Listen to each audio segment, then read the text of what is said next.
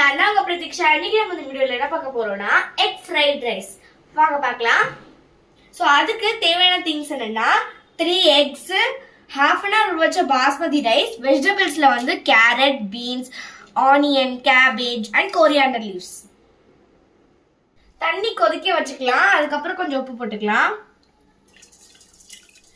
Egg ஃப்ரைக்கு pan சுட்டோன்னா oil போட்டுக்கலாம். Oil சூடாயிடுச்சு. இப்போ எக் போட்டுக்கலாம்.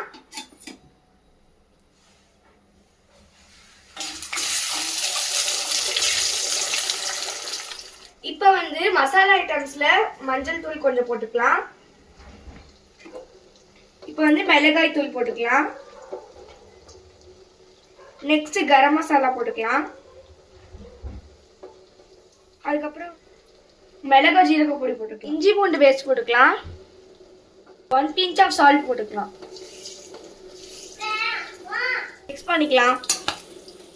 தண்ணி கொதிச்சிச்சு. இப்போ பாஸ்மதி ரைஸ் போட்டுக்கலாம்.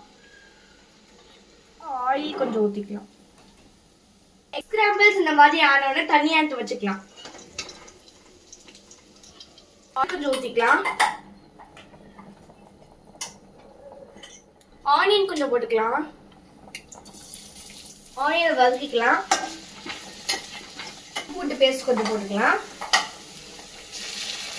இஞ்சி பூண்டு பேஸ்டோட ரா ஸ்மெல் போனோன்னு கட் பண்ணி வச்சு வெஜிடபிள்ஸ் வதங்கிறதுக்கு தேவையான அளவு சால்ட் போட்டுக்கலாம். மிக்ஸ் பண்ணிக்கலாம். தூள் கொஞ்சம் போட்டுக்கலாம். மஞ்சள் தூள் போட்டுக்கலாம்.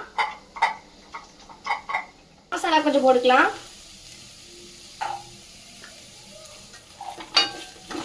சாஸ் கொஞ்சம் போட்டுக்கலாம். பாஸ்மதி ரைஸ்ல உள்ள வாட்டரை இந்த மாதிரி ஃபில்டர் பண்ணி எடுத்துக்கலாம். வச்ச பாஸ்மதி ரைஸ் போட்டுக்கலாம். நம்ம ரெடி பண்ணி வச்ச எக் ஸ்கிராம்பிள்ஸ் போட்டுக்கலாம். பெப்பர் அண்ட் ஜீரக பவுடர் போட்டுக்கலாம்.